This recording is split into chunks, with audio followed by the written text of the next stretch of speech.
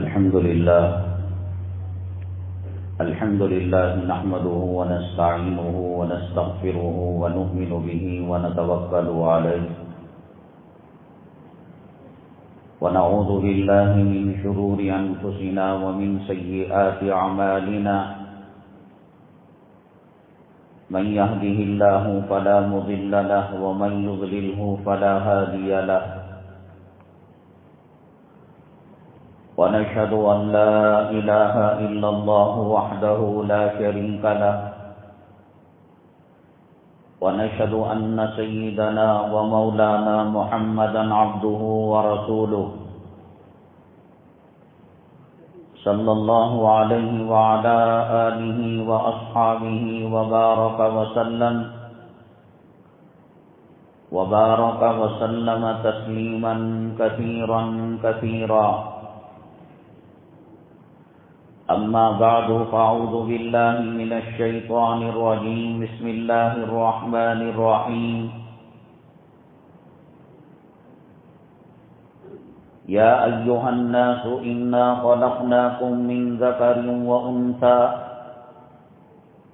وجعلناكم شعوبا وقبائل لتعارفوا إن أكرمكم عند الله أتقاكم إن الله عليم خبير قال النبي صلى الله عليه وسلم لا فضل لعربي على عجمي ولا لعجمي على عربي أو كما قال النبي عليه الصلاة والسلام رب اشرح لي صدري ويسر لي أمري واحلل عقدة من لساني يفقهوا قولي اللهم صل على سيدنا مولانا محمد في أول كلامنا اللهم صل على سيدنا مولانا محمد في أوسط كلامنا اللهم صل على سيدنا مولانا محمد في آخر كلامنا. معزز سامعین کرام، جیسے کہ آپ جانتے ہیں آج کے جمعہ کے عنوانات یہ ہیں. چونکہ اگست کا مہینہ چل رہا ہے اور اگست کی 10 تاریخ ہے اور 15 اگست کو ہندوستان کے شہری باشندے یوم آزادی مناتے ہیں. جگہ جگہ فنکشن، جلسے جلوس ہوتے ہیں اور اس میں ہندوستان کی آزادی میں جن لوگوں نے نمایاں کردار ادا کیا ہے چند ایسے نام لیے جاتے ہیں جس سے مسلمان احساس کمتری کا شکار ہوتے ہیں کہ آخر ہمارے آبا اور اجداد کیا کر رہے تھے. لے دے کر گاندھی جی کا نام، جواہر لال نہرو کا نام، سبھاش چندر بوس کا نام، کچھ اور نام بہت شد و مت کے ساتھ لیے جاتے ہیں. انشاءاللہ آج کے عنوان میں ہم بتائیں گے مسلمانوں نے اس قوم کے لیے، اس ملک کے لیے کیا دیا اور کس طریقے سے اس تاریخ کو اور ہسٹری کو فراموش کر دیا گیا اور خلط ملط کر دیا گیا، اور جن لوگوں کے نام جھنڈے پر چڑھائے جاتے ہیں قربانیوں کے تعلق سے ان کا کردار کیا تھا، ان کا بیک گراؤنڈ کیا تھا، ان کا پس منظر کیا تھا، وہ کر کیا رہے تھے. سوشل میڈیا میں ایک خاتون کے بہت چرچے ہوئے جس نے بہت سارے اعتراضات مسلمانوں پر کیے، جس کے بعض اعتراضات کا جواب ہم نے گزشتہ جمعہ دیا تھا. آج عنوان کی مناسبت سے اس کا ایک اعتراض یہ تھا، جب سارے ہندوستان کے شہری جنگ آزادی کی تگ دو میں تھے اور کوششوں میں تھے، تو مسلمان بجائے جنگ آزادی لڑنے کے خلافت موومنٹ کے پیچھے پڑا ہوا تھا اور خلافت تحریک چلا رہا تھا اور خلافت کو قائم کرنے کے چکر میں تھا۔ یہ اس نے کنفیوژن کرنا چاہا، قوم کو، مسلمانوں کو مغالطے میں رکھنا چاہا، اس کا بھی جواب دیا جائے گا۔ دنیا میں جب کبھی نیک کام ہوتا ہے تو شیطان کی یہ کوشش ہوتی ہے کہ اس نیک کام کے اندر غلط کام کی آمیزش کر دی جائے۔ حجاج کرام پہلے بامبے سے جاتے تھے، کولکتہ سے جاتے تھے، دلی سے جاتے تھے۔ الحمدللہ بنگلور سے براہ راست فلائٹ ہوئی۔ میری جہاں تک معلومات ہے اور میں نے دیکھا، یتیم خانے کے اندر پہلا ہٹ کیمپ لگا تھا، اس کے بعد قدوس صاحب عیدگاہ میں لگا تھا، ایگڑے نگر میں حج بھون مستقل تعمیر ہونے کے بعد حجاج کرام کے قافلے وہاں سے سوئے حرم رواں دواں ہوتے ہیں، بہت اچھی بات ہے۔ لیکن ساتھ ساتھ یتیم خانے کے مقابلے میں قدوس صاحب عیدگاہ میں اور قدوس صاحب عیدگاہ کے مقابلے میں حج بھون میں، حج ہاؤس میں حسینوں کا میلہ لگ رہا ہے، بے پردگی ہو رہی ہے، اور ایسے لگتا ہے کہ حسن کی نمائش ہے، بیوٹی کانٹیسٹ ہے، ہر کوئی بن سور کر وہاں آتی ہیں۔ کیا فتنہ رونما ہو رہا ہے، ہم اس کی وضاحت کریں گے۔ جب سے دنیا میں اسلام آیا، اسلام مسلمان دشمن اس بات کی کوشش کر رہے تھے عددی اعتبار سے، کیلکولیشن کے اعتبار سے بھی مسلمان گھٹ جائیں، طاقت اور قوت اور روحانیت کے اعتبار سے بھی ان کی طاقت کم ہو، نہ ان کے پاس فوج ہو، نہ ہتھیار ہو، نہ طاقت ہو، نہ قوت ہو، اور عددی اعتبار سے بھی۔ اس لیے آج کل آپ سن رہے ہوں گے، خاتون نے کہا، مسلمان عورتوں کو مشورہ دیا کہ تم ہندو ہو جاؤ، حلالہ کی جھنجٹ سے تم بچ جاؤ گے، طلاق کی جھنجٹ سے بچ جاؤ گے۔ ساکشی مہاراج نے کہا کہ ہندو بچوں کو زیادہ پیدا کریں اور مسلمان جو بچے زیادہ پیدا کریں، حکومت کی طرف سے جو رعایتیں اور مراعاتیں ہیں ان کو ختم کر دیں، 2 کے بعد نہ راشن کارڈ دیا جائے ان کو، نہ بجلی کلیکشن دیا جائے، نہ گیس کلیکشن دیا جائے، نہ ووٹنگ کا حق دیا جائے۔ وہ کچھ سمجھتے ہیں مسلمانوں کی تعداد کو، قوت کو۔ میں تو یہ سمجھتا ہوں کہ آج کے زمانے میں مسلمان حدیث کو اتنا قریب سے نہیں جانتا، قرآن شریف کو اتنا قریب سے نہیں جانتا، علماء کرام کی جدوجہد اور علماء کرام کی قربانیوں کو اتنا نہیں جانتا جتنا کہ اسلام مسلمان دشمن آج جان رہا ہے۔ اس کی نگاہ کن علماء پر ہے حکومت کی؟ کیوں ہے؟ اللہ کے حبیب پاک جناب محمد رسول اللہ صلی اللہ علیہ وسلم نے 1400 سال پہلے فرمایا، تزوج الودود الولود فإنی مکافر بکم بکثرت الامم، تم زیادہ بچہ پیدا کرنے والی، زیادہ محبت کرنے والی عورت سے نکاح کرو، میں اس لیے کہ قیامت کے دن جو من جملہ چیزیں ہوں گی ان میں سے ایک چیز یہ بھی ہوگی کہ میری امت کثیر تعداد میں ہوگی، تو اس کو ختم کرنے کے لیے کس طریقے سے بلا وجہ کے آپریشن مسلط کیے مسلمان عورتوں پر، بیماریوں کا مجموعہ بنا دیا مسلمان عورت کو، نیچر قدرت فطرت سے بغاوت پر مجبور کر کر اس کو فیشن اور ماڈرنائز کی جھوٹی چادر اڑا کر کس طریقے سے مسلمانوں کی تعداد کو کم کرنے کی سازش کی انہوں نے، اور تقریباً 99% مسلمان اس کا شکار ہو گئے. ہر گھر میں ہر دوسری تیسری عورت آپریشن کا شکار، فیملی پلاننگ کا شکار، ہم دو ہمارے دو، اس کے اوپر کوئی نہیں، یہ سب چیزوں کا شکار ہو گئے 99%. عالم، جاہل، عابد، زاہد، غیر عابد، فاسق، فاجر، سب. اس کی بھی وضاحت آئے گی.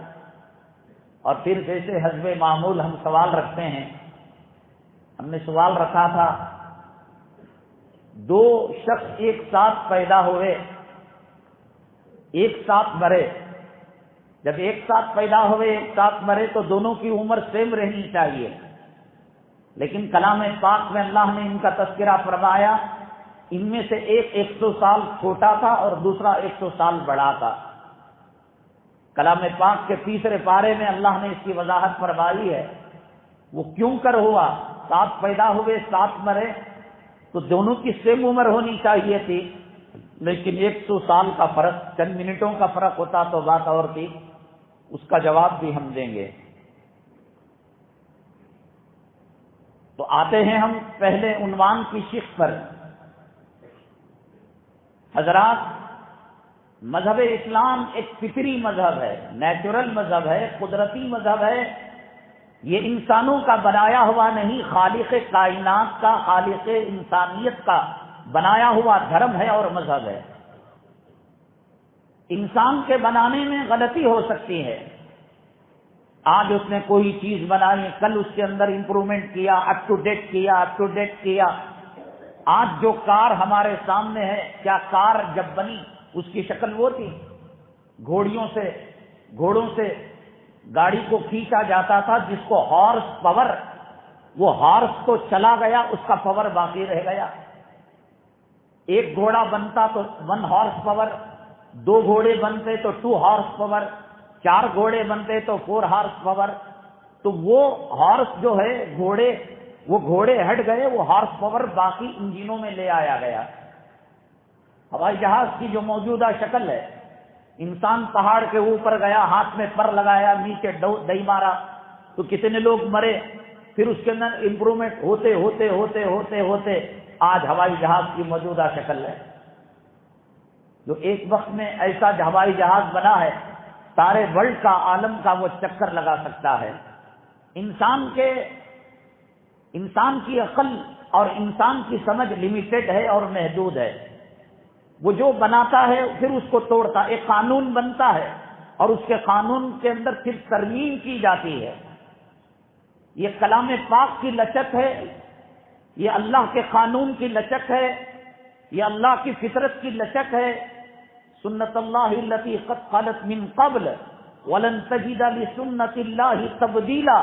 قرآن کہتا ہے یہ اللہ کا جو طریقہ ہے، فطرت ہے، سنت ہے، اس میں تم تبدیلی نہیں پاؤ گے. قرآن شریف نے 1400 سال پہلے جو بات کہی، اس بات کا انکار نہ سائنس نے کیا، نہ ٹیکنالوجی نے کیا، نہ کسی ڈاکٹر نے کیا، نہ کسی طبیب نے کیا. جو کہہ دیا سو کہہ دیا. ان کی تحقیق کے اندر کمی بیشی ہو سکتی ہے، لیکن کلام پاک کے فارمولے میں اور شریعت کے فارمولے کے اندر کسی قسم کی کوئی کمی نہیں. مذہب اسلام ایک فطری مذہب ہے. انسانوں کے مزاج کو دیکھ کر اللہ تبارک تعالیٰ نے یہ مذہب مسلمانوں کو دیا ہے، انسانوں کو دیا ہے. ان الدین عند اللہ الاسلام. انسان کے مزاج کے اندر اللہ تبارک تعالیٰ نے آزادی رکھی ہے. آزادی کیا ہوتی ہے آپ نہیں سمجھ سکتے. 1947 سے پہلے کے جو لوگ اگر مل جائیں، ان کو پوچھئے جنہوں نے غلامی کے دور سے گزرا اور غلامی کے سلاسل کے اندر پابند رہے، قید و بند کی صعوبتوں کو انہوں نے جیلا، انہوں نے جیلوں کی ہوائیں کھائی. ان کو پوچھئے جو آدمی چھاؤں میں رہتا ہے اسے دھوپ کا کیا پتا، اور جو دھوپ میں رہتا ہے اسے چھاؤں کا کیا پتا. ہم قید و بند کی زندگی سے ہو کر آئے ہیں، ہمیں پتا ہے یہ مسجد کی فضا کیا ہے، یہ بیوی بچوں کے بغل میں بیٹھنا کیا ہے، یہ ہوٹلوں میں کھانا کیا ہے، یہ بازاروں میں سیر کرنا کیا ہے، یہ کھلی فضا کے اندر سانس لینا کیا ہے. یہ دوڑنا کیا ہے، یہ کھیلنا کیا ہے۔ ہم جب نکلے جیل سے یقین ہی نہیں آ رہا تھا کہ ہم کسی ایسی دنیا میں بھی جا سکتے ہیں۔ ہوائی جہاز میں بیٹھے ایئرپورٹ تک کا سفر کیا، کیا یہ بھی دنیا ہے، یہ بھی دنیا ہے، یہ بھی دنیا ہے۔ اللہ تبارک تعالیٰ غلامی اور قید کی زندگی سے ہر مسلمان کی حفاظت فرمائے۔ آپ نہیں جانتے کہ آزادی کتنی بڑی نعمت ہے۔ سرور کونین آقا دو عالم جناب محمد رسول اللہ صلی اللہ علیہ وسلم کی تشریف آوری سے پہلے زمانے جاہلیت کے اندر انسانوں کو بیچا جاتا تھا، غلام بنایا جاتا تھا، نوکر بنایا جاتا تھا۔ میرے اور آپ کے آقا کائنات کے مولا جناب محمد رسول اللہ صلی اللہ علیہ وسلم جہاں مخلوق کے ہر ذرے کے لیے، ہر شعبے کے لیے، خواتین کے لیے، حاکموں کے لیے، محکوموں کے لیے، امیروں کے لیے، غریبوں کے لیے، خاص مکان والوں کے لیے، کرائے کے مکان والوں کے لیے، شہر میں رہنے والوں کے لیے، دیہات میں رہنے والوں کے لیے، بیابان میں رہنے والوں کے لیے، جنگل میں رہنے والوں کے لیے باعث رحمت بنے۔ وما ارسلناک الا رحمتا للعالمین، وہیں غلاموں کے طبقے کے لیے بھی آپ باعث رحمت بنے۔ اچانک اس غلامی کے سلسلے کو ختم نہیں کیا جا سکتا تھا۔ اللہ کے حبیب پاک صلی اللہ علیہ وسلم نے آزاد مردوں کو حکم دیا جنہوں نے انسانوں کو غلام بنا رکھا تھا کہ ایک غلام کو آزاد کرو گے، جس کو قرآن اور حدیث کی زبان کے اندر تحریر رقبہ کہا گیا، غلام کو آزاد کرنا کہا گیا۔ کئی مسائل کے اندر، طلاق کے مسئلے کے اندر، قسم کے مسئلے کے اندر، کئی مسائل کے اندر کہا گیا کہ تم غلاموں کو آزاد کرو۔ اللہ کے حبیب پاک جناب محمد رسول اللہ صلی اللہ علیہ وسلم نے تربیت تو فرمائی، اور آخری وقت جب اللہ کو پیارے ہو رہے تھے، انسان جب دنیا سے رخصت ہوتا ہے اس کی آخری بات بڑی قیمتی ہوتی ہے۔ آپ نے اس وقت بھی یہی فرمایا، الصلاۃ وما ملکت ایمانکم، حقوق اللہ کے اندر نماز کا اہتمام کرو، اور حقوق العباد کے اندر غلام اور باندیوں کے بارے میں اللہ سے ڈرا کرو۔ زیادہ ترغیب دیا، چنانچہ ایک وقت وہ آیا کہ یہ غلاموں کے خرید و فروخت کا سلسلہ ختم ہو گیا۔ شریعت یہ چاہتی ہے کہ انسان آزاد رہے، انسان کسی کا پابند نہ رہے۔ انگریز ہندوستان کے اندر 3 کتابوں سے بہت ڈرا کرتا تھا۔ ایک اسماعیل شہید رحمت اللہ علیہ کی کتاب تھی تقویت الایمان، اور احمد شہید رحمت اللہ علیہ کے ملفوظات، اور شرح وقایہ کی جو کتاب الجہاد تھا، اس سے ان 3 چیزوں سے بہت ڈرا کرتا تھا۔ تقویت الایمان کوئی جہاد کی کتاب نہیں ہے، کوئی جنگ کے طریقے بتانے کی کتاب نہیں ہے، کوئی ہتھیار بتانے کی کتاب نہیں ہے۔ تقویت الایمان ایمان کو مضبوط کرنے والی کتاب ہے۔ اس کتاب کے اندر شرک کی نحوست، شرک کی خباثت اور شرک کی گندگی اور قباحت کو بیان کیا گیا ہے، اور اس کے اندر یہ بات بیان کی گئی ہے، لا الہ الا اللہ کا ترجمہ یہ نہیں کہ آدمی صرف نماز پڑھ لے، روزہ رکھ لے اور حج بیت اللہ کر لے اور شریعت کے ارکان کو ادا کر لے۔ لا کا ترجمہ یہ ہے اللہ کے علاوہ ہر حکومت کا انکار کرے، ہر طاقت کا انکار کرے۔ اللہ کی طاقت کے علاوہ کوئی طاقت نہیں، اللہ کی قوت کے علاوہ کوئی قوت نہیں، اللہ کی حکومت کے علاوہ کوئی حکومت نہیں، اللہ کی سلطنت کے علاوہ کوئی سلطنت نہیں، اللہ کے نظام کے علاوہ کوئی نظام نہیں۔ آدمی یہاں پر اللہ اکبر کہہ کر نماز کے اندر رکوع کرے، سجدہ کرے، تکبیر تحریمہ باندھے، اذان دے، اقامت دے، اور نظام حکومت کے اندر غیروں کے طور طریقوں کو اپنائے، یہ بھی شرک کی ایک قسم ہے۔ انگریز کو ڈر تھا کہ مسلمان اگر تقویت الایمان پڑھے گا، اس کا ایمان مضبوط ہوگا۔ ہماری حکومت جو غیر اللہ کی حکومت ہے، شرکیہ حکومت ہے، انسانی حکومت ہے، جو وہ کہا کرتا تھا کہ خلق خدا کا، ملک بادشاہ کا، حکم ایسٹ انڈیا کمپنی کا، تو ظاہر سی بات ہے ان الحکم الا للہ۔ قرآن تو یہ کہتا ہے حکم اللہ کا چلے گا، قرآن تو یہ کہتا ہے وَمَن لَّمْ يَحْكُم بِمَا أَنزَلَ اللَّهُ فَأُولَٰئِكَ هُمُ الْكَافِرُونَ۔ جو اللہ کے حکم کو نہیں مانتا وہ کافر ہو جاتا ہے، جو اللہ کے احکامات کو نہیں مانتا وہ فاسق ہو جاتا ہے، وہ شریعت کے دائرے سے نکل جاتا ہے۔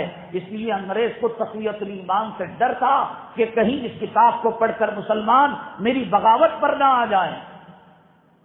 احمد شہید رحمت اللہ علیہ کے ملفوظات، اس کے اندر بھی غیر کی حکومت، شرکیہ حکومت، اس کی قباحت بیان کی گئی تھی۔ اور شرح وقایہ کے کتاب الجہاد کے اندر تو مسلمانوں کو کیسے مسلح رہنے، کیسے اسلام مسلمان ملک دشمن عناصر سے فائٹ کرنے کے طور طریقے اس کے اندر بتائے گئے تھے۔ تو چنانچہ غلامی کو ختم کرنا شریعت نے چاہا، اسلام نے چاہا، اللہ کے حبیب پاک صلی اللہ علیہ وسلم نے امت کو مزاج دیا۔ حضرت سیدنا عمر بن الخطاب رضی اللہ تعالیٰ عنہ کے دور مبارک کے اندر چٹ پٹ غلامی تھی، لوگ غلام بنایا کرتے تھے۔ آپ نے فرمایا، اے لوگوں کیا ہو گیا ہے کہ تم انسانوں کو غلام بناتے ہو، حالانکہ ان کی ماؤں نے ان کو آزاد پیدا کیا تھا، اللہ نے ان کو دنیا میں آزاد بھیجا تھا۔ تم کون ہوتے ہو؟ اگر غلام بنے اللہ کا بنے، اللہ کے نبی کا بنے، قرآن کا بنے، شریعت کا بنے، انسان کا غلام نہ بنے۔ یہ مزاج قرآن نے دیا، یہ مزاج حدیث نے دیا۔ ہندوستان کے اندر 850 سال تک جب مسلمانوں نے حکومت کی، انگریز ایسٹ انڈیا کمپنی کے نام پر، تجارت کے نام پر، بزنس کے نام پر گجرات سورت کے اندر کارخانے کو قائم کیا، اور ہندوستان کے چپے چپے کے اندر اس کی برانچز اور اس کی شاخوں کو اس نے قائم کر لیا۔ انگریز جب اپنے کاروبار کو مضبوط کر لیا اور یہاں طاقت اس کی بن گئی اور یہاں قوت اس کی بن گئی، یہاں اس کا غلبہ ہونے لگا، تو جگہ جگہ یہاں والیوں کی ریاست تھی، نوابوں کی ریاست تھی، تو وہاں مٹ بھیڑ کرنے لگا۔ کئی جگہوں پر انگریز نے قبضہ کر لیا، چھٹ پٹ لڑائیاں ہو رہی تھی۔ یہ لڑائیاں ہندوستان کی آزادی کے لیے نہیں تھی، اس لیے کہ ہندوستان کے چپے چپے پر مسلمانوں کی حکومت تھی، مسلمان نواب تھے، مسلمان حکمران تھے، علاقے بٹے ہوئے تھے۔ بنگال کا علاقہ الگ تھا، حیدرآباد کا نظام کا علاقہ الگ تھا، اور نارتھ انڈیا کا علاقہ الگ تھا، بہار پٹنہ جس کو عظیم آباد کہا جاتا ہے اس کا علاقہ الگ تھا۔ الگ الگ ٹکڑیوں کے اندر انگریز نے مسلمانوں کو بانٹ دیا تھا، جیسے مسلم حکمرانوں کو الگ الگ ریاستوں کے اندر، الگ الگ ملکوں میں اقوام متحدہ نے بانٹ دیا ہے۔ یہ شارجہ ہے، یہ دبئی ہے، یہ ابو ظہبی ہے، یہ قطر ہے، یہ عمان ہے۔ حالانکہ یہ پورے مل جائیں ایک طاقت، ایک قوت بن سکتی ہے۔ انگریز سب سے پہلے ان کو آپس میں اکسایا کہ تم نواب ہو کر، تم امیر ہو کر، تم ارب پتی کھرب پتی ہو کر کسی کے تابع کیوں رہتے ہو؟ اپنے علاقے کے والی بن جاؤ۔ بنگال میں الگ، ادھر الگ، ادھر الگ۔ اس نے سب سے پہلے کاٹا مسلمانوں کی حکومت کو اور توڑا مسلمانوں کی سلطنتوں کو اور بٹوارا کر دیا مسلمانوں کے دلوں کو۔ اس کی پالیسی یہی تھی کہ توڑو اور پالیسی کرو اور حکومت کرو۔ تو اس کے بعد ان کو آپس میں بھیڑوایا۔ تو چنانچہ جب ایسٹ انڈیا کمپنی مضبوط ہوئی اور گجرات کے ساحل پر، کلکتہ کے ساحلی علاقوں پر، بڑے بڑے علاقوں پر یہ قبضہ جمانا چاہا، تو ہمارے جو والی حکمران نواب تھے انہوں نے ان سے لڑائی کی۔ یہ لڑائی ہندوستان کی تحریک آزادی کے لیے نہیں تھی، یہ لڑائی اپنی ولایت بچانے کے لیے، اپنا تاج بچانے کے لیے، اپنی سلطنت بچانے کے لیے، اپنی حکومت بچانے کے لیے لڑائی تھی۔ چنانچہ جب حضرت حیدر علی رحمت اللہ علیہ، جو ٹیپو سلطان شہید رحمت اللہ علیہ کے والد محترم ہیں، ان کو محسوس ہوا کہ انگریز اس ہندوستان کے اندر نوابوں کو لڑا کر اور کچھ جگہوں پر قبضہ کر کر ہندوستان کے اندر وہ قبضہ کرنا چاہتا ہے، یہاں حکومت کرنا چاہتا ہے۔ حیدر علی نے لڑائی لڑی، بدقسمتی کی بات یہ ہوئی اس لڑائی کے اندر شکست ہو گئی، اور حضرت ٹیپو سلطان شہید رحمت اللہ علیہ نے اس جد و جہد کو باپ کی آگے بڑھایا، اور انگریزوں سے سب سے پہلے ہندوستان کے اندر حضرت ٹیپو سلطان شہید رحمت اللہ علیہ، ابھی جواہر لال نہرو کا نام نہیں آیا، ابھی گاندھی جی، مہاتما گاندھی جی کا نام آیا، ابھی ولبھ بھائی پٹیل کا نام نہیں آیا، ابھی فلاں کا نام نہیں آیا، اور 200 سال تک ان کو علاء الدین کا چراغ لے کر ڈھونڈو گے، نہ ان کا نام ملے گا کسی جنگ کے اندر، کسی تحریک کے اندر اور کسی جد و جہد کے اندر۔ یہاں کچھ چھٹ پٹ لڑائیاں ہوئی اپنے علاقوں کو بچانے، اور حیدر علی رحمت اللہ علیہ نے میسور کی سرزمین کے اندر محسوس کیا کہ انگریز ملک پر قبضہ کرنا چاہتا ہے۔ ہندوستان کی تہذیب جو اخوت اور بھائی چارگی اور ملاپ اور یکسانیت کی تہذیب ہے، مسلمان 850 سال تک اس ہندوستان کے اندر پیار کا سبق دیا، محبت کا سبق دیا، اخوت کا سبق دیا، بھائی چارگی کا سبق دیا۔ ابھی ان کو ملک کو سنبھالے ہوئے 70-75 سال نہیں ہوئے، 2000-2500 فرقہ وارانہ فسادات مسلمانوں کے ساتھ ہوئے، جس کے اندر میرٹھ ایک نمونہ بنا، مراد آباد ایک نمونہ بنا، ملیانہ ایک نمونہ بنا، آسام ایک نمونہ بنا، گجرات ایک نمونہ بنا، مظفر نگر ایک نمونہ بنا، کشمیر ایک نمونہ بنا۔ 850 سال کے اندر یہ کشمیر بھی تھا، یہ میرٹھ بھی تھا، یہ ملیانہ بھی تھا، یہ مراد آباد بھی تھا، یہ آسام کی دھرتی بھی تھی، یہ کشمیر کی دھرتی بھی تھی، یہ مظفر نگر اور گجرات کی دھرتی بھی تھی، یہ بنگال اور آسام کی دھرتی بھی تھی۔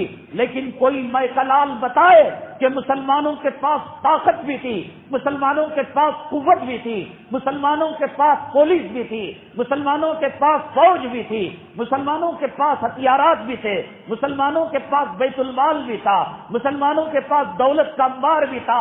کوئی میں کلال بتائے ان کے ساتھ کیا کوئی فرقہ وارانہ فساد کیا گیا، کوئی چھیڑ چھاڑ کی گئی، کوئی قتل عام کیا گیا، کسی عورت کی عزت و آبرو کو لوٹا گیا؟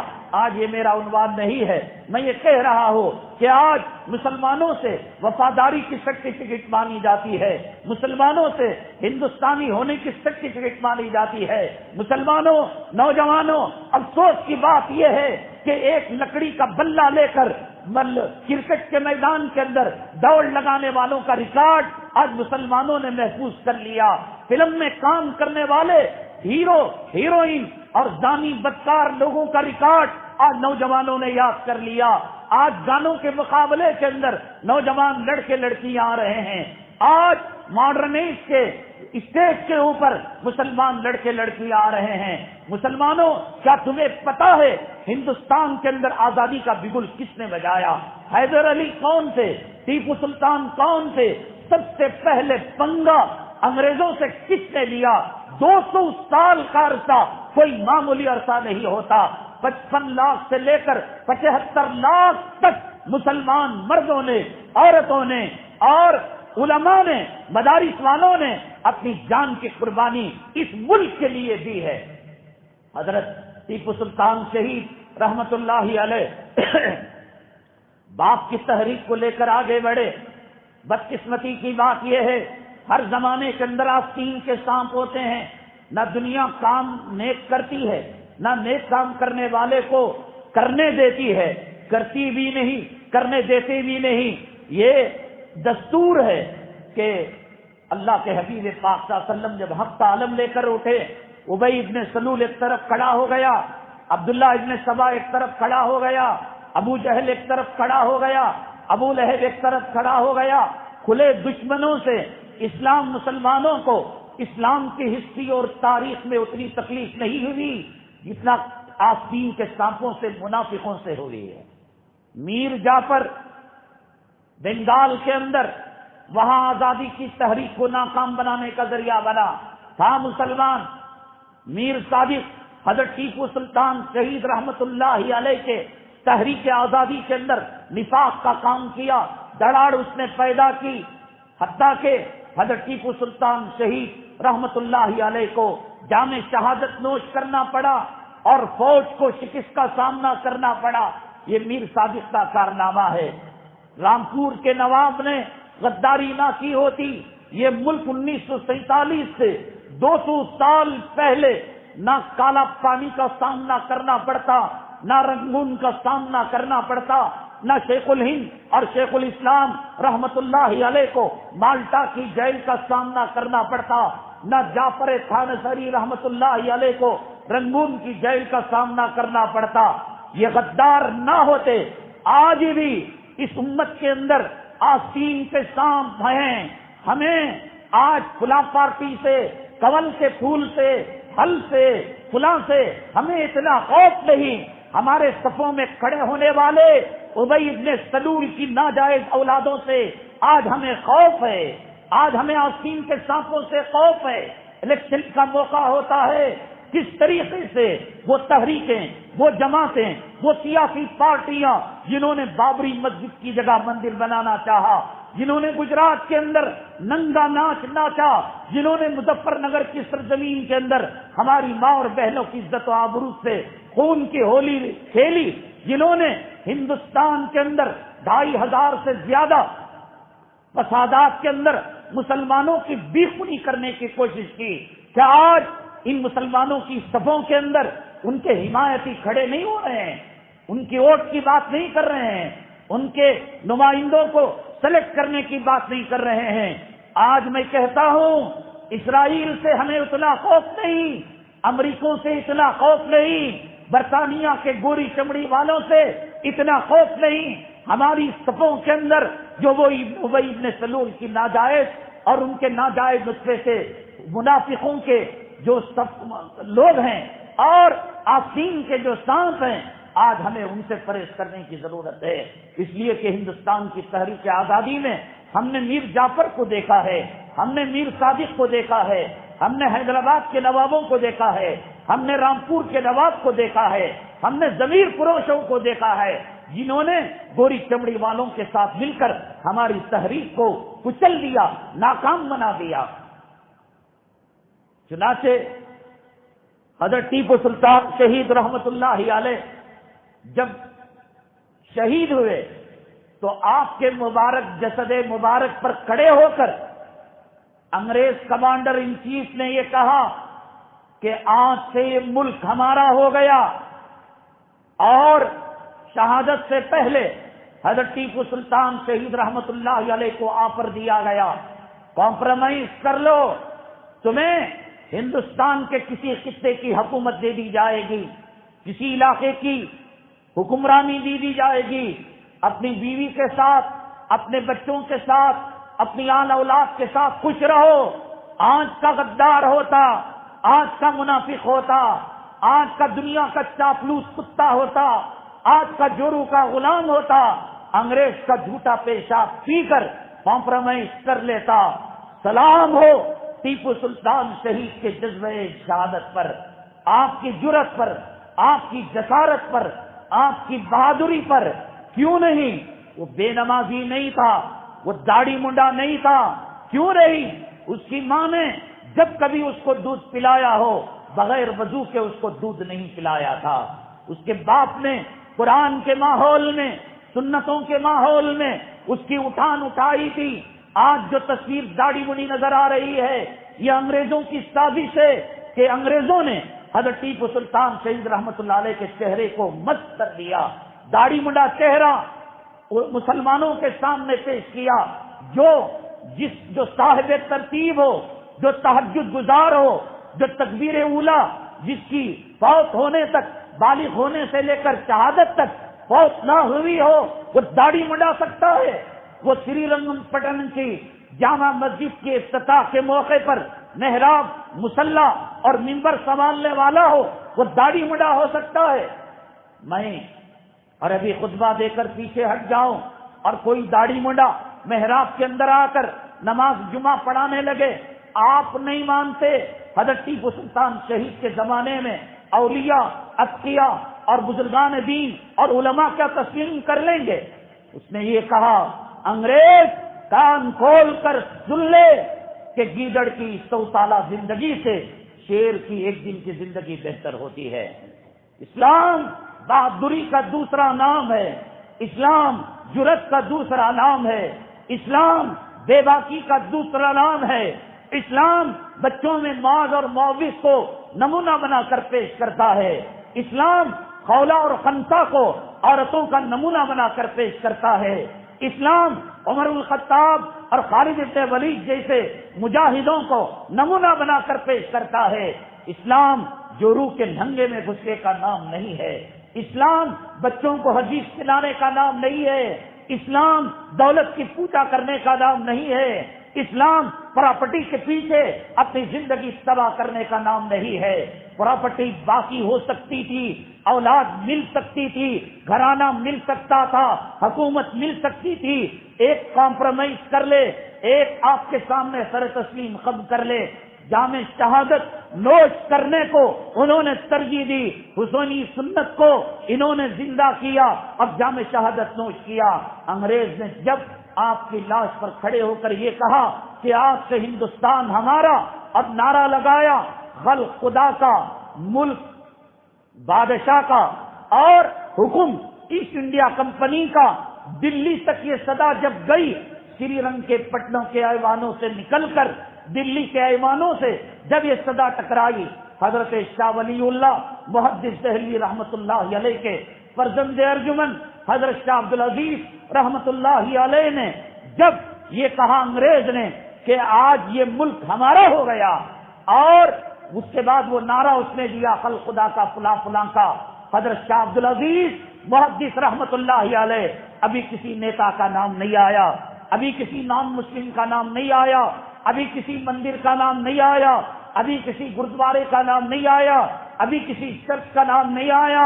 ہم سے وفا کی سرٹیفکیٹ مانگنے والوں، ہم سے جو ہے دوستی کی سند مانگنے والوں، تاریخ اور ہسٹری کے پنے پلٹ کر دیکھو، ہندوستان کے اندر سب سے پہلے حضرت شاہ عبدالعزیز محدث دہلوی رحمت اللہ علیہ نے فتویٰ صادر کیا کہ ہندوستان اب غلام ملک ہو چکا ہے. مسلمان جو قرآن پر، حدیث پر، اللہ کے نبی پر ایمان رکھتے ہیں، ان پر واجب ہو چکا ہے کہ انگریزوں سے جہاد کرنا ان پر لازم ہو چکا ہے. پہلا فتویٰ حضرت شاہ عبدالعزیز محدث دہلوی رحمت اللہ علیہ نے صادر کیا. ہندوستان کے چپے چپے کے اندر یہ فتویٰ گیا. انگریز کے ایوانوں کی جو دیواریں تھیں اس کے اندر ان کے ایوانوں میں زلزلہ بپا ہو گیا، ایک تہلکہ مچ گیا. حضرت شاہ عبدالعزیز محدث دہلوی رحمت اللہ علیہ نے جب فتویٰ صادر کیا، ایک عظیم الشان مدرسہ تھا دلی کے اندر، ہندوستان کے چپے چپے کے اندر، بالخصوص یو پی کے علاقوں کے اندر، حضرت کے فتوے کی بنیاد پر انگریز نے بارود کے ڈھیر پر دلی کے مدرسے کو اڑا دیا. وہاں کے طلبا جو بچے کچے تھے ان کو زہر دے کر شہید کر دیا، اور حضرت شاہ عبدالعزیز محدث دہلوی رحمت اللہ علیہ کو بھی شہید کر دیا گیا.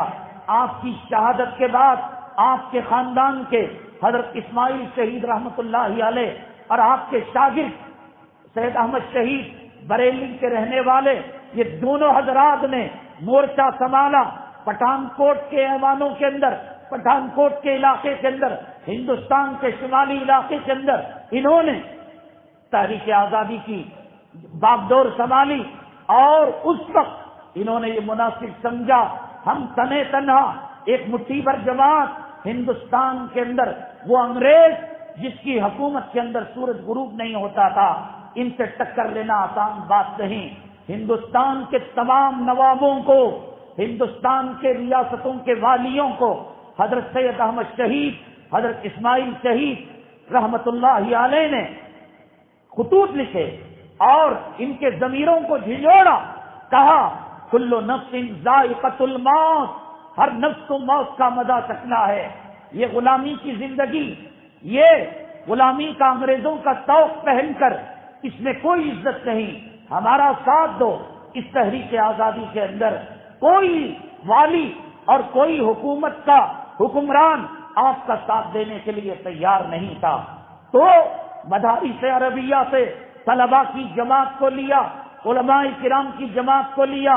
ہندوستان کے چپے چپے میں جیسے آج تبلیغی جماعت گلی کوچوں کا گشت کرتی ہے، حضرت اسماعیل شہید اور مولانا احمد شہید، سید احمد شہید گلی گلی چپا چپا مسلمانوں کے پاس گئے.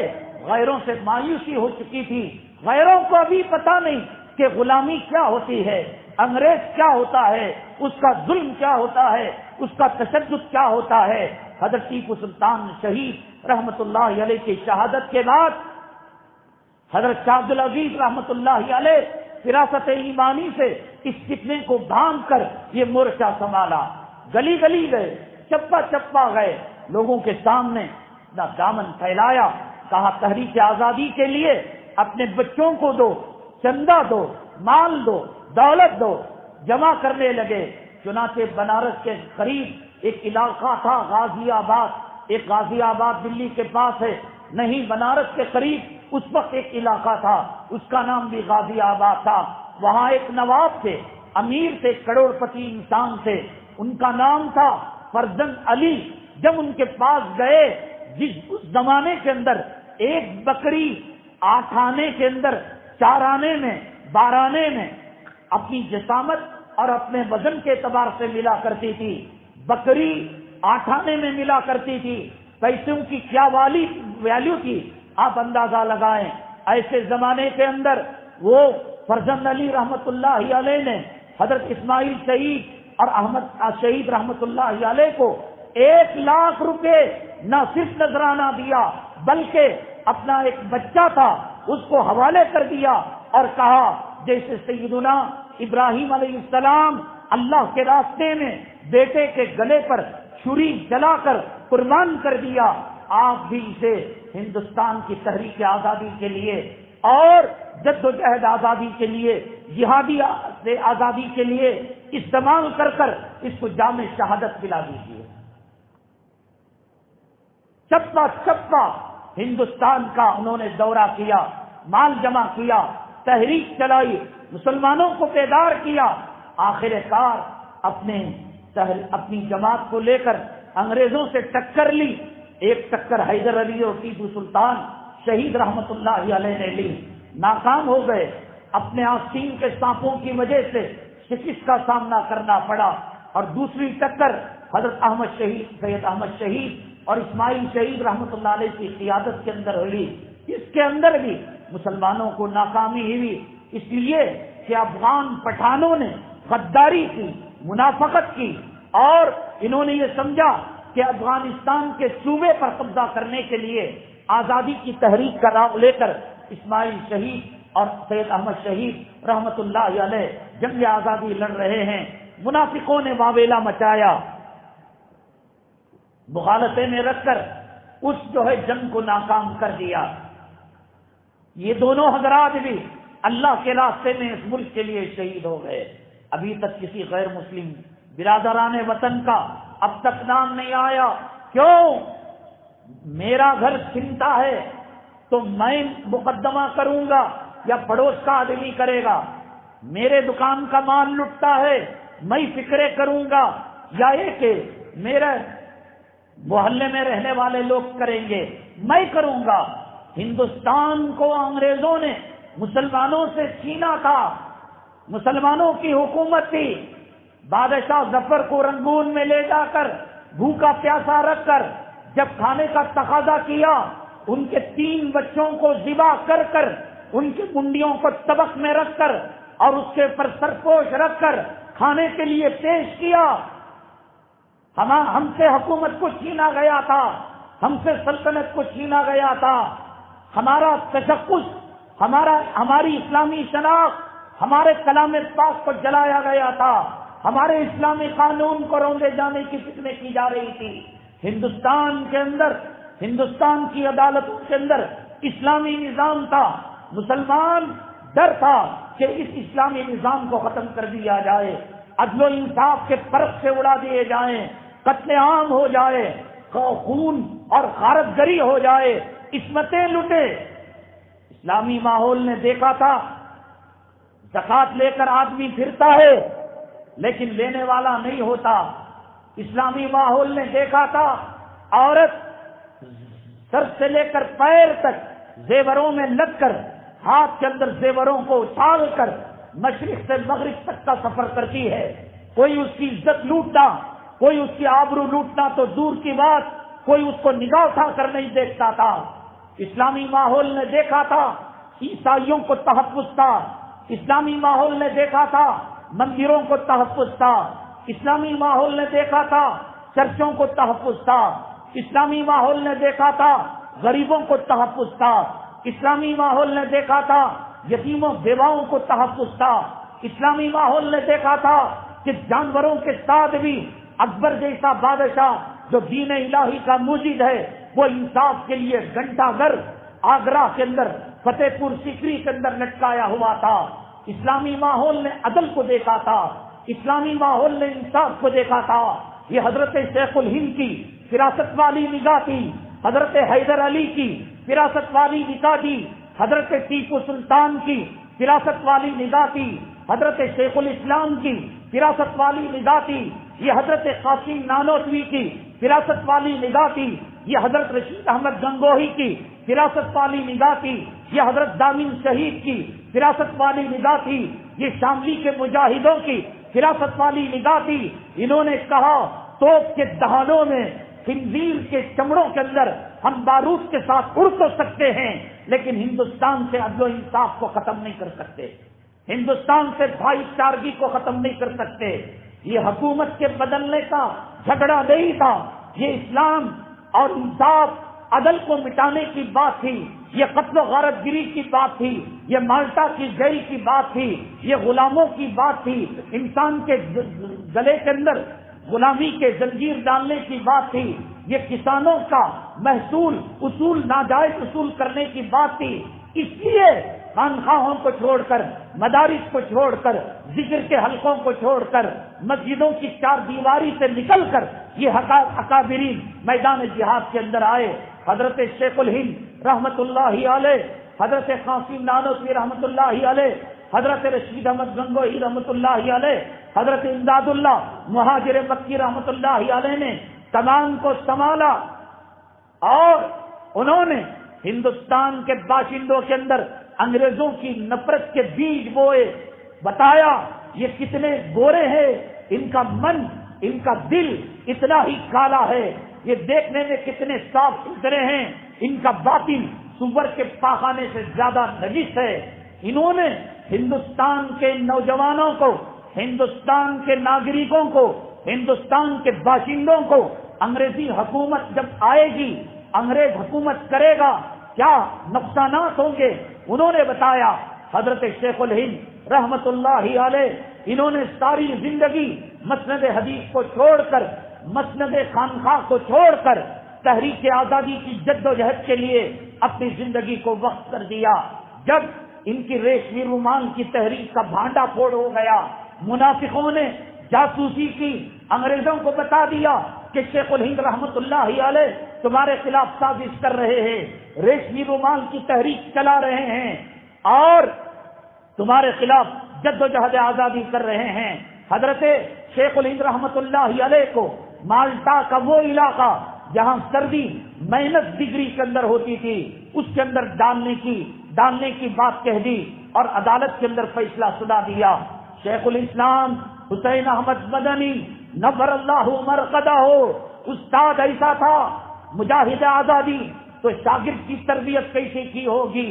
آج تمہارا امام پکڑا جاتا ہے, آج تمہارا بھائی پکڑا جاتا ہے, آج تمہارا ہادی رہبر پکڑا جاتا ہے, فونوں سے نام ڈیلیٹ کر لیتے ہو, رشتہ منقطع کر دیتے ہو اور دوستی ختم کر دیتے ہو, تعلقات کو ختم کر دیتے ہو کہ کل کہیں حکومت, ایجنسی, پولیس اس کا دوست کہہ کر اس کو گرفتار نہ کرے. واہ شیخ الاسلام, تیری جسارت, تیری جرت, تیری بہادری, تیری بیباکی اور تیری جو ہے اسلام کے لیے سرفروشی کی تمنا کے لیے اور استاد کی قدر و قیمت کی شناسی کے لیے سلام ہو کہ انہوں نے کہا. اس وقت حضرت شیخ الہند رحمت اللہ علیہ کے ایک قریبی شاگرد تھے, ان کو جا کر درخواست کی کسی طریقے سے عدالت کے اندر میرے خلاف بھی ایسا مقدمہ دائر کر دو کہ مجھے بھی حضرت شیخ الہند کے ساتھ جیل کے اندر وقت گزارنا پڑے. حالات آئے, نیتیں صاف ہوتی ہیں. والذین جاہدوا فینا لنہدینہم سبلنا, جو ہمارے راستے میں مشقت کرتا ہے ہم جو ہے راستے بنا دیتے ہیں. مقدمہ بنا, اللہ کا کرنا یہ ہوا مالٹا کی جیل کے اندر حضرت شیخ الاسلام حسین احمد مدنی نور اللہ مرقدہ حضرت شیخ الہند رحمت اللہ علیہ کے ساتھ گئے. -ڈگری سردی کے اندر تہجد کے وقت کمکما پانی ملا کرتا تھا. حضرت شیخ الہند رحمت اللہ علیہ بڑے پریشان ہوئے, نہ ہیٹر, نہ چولہا, برف جمع دینے والی سردی میں، کڑاکے کی سردی میں برف نما پانی آج کیسے کمکما مل رہا ہے؟ پوچھا حضرت شیخ الاسلام رحمت اللہ علیہ کو، ہم ہوتے جھنڈے گاڑتے وفاداری کے، خدمت کے اور تلوے چاٹنے کے۔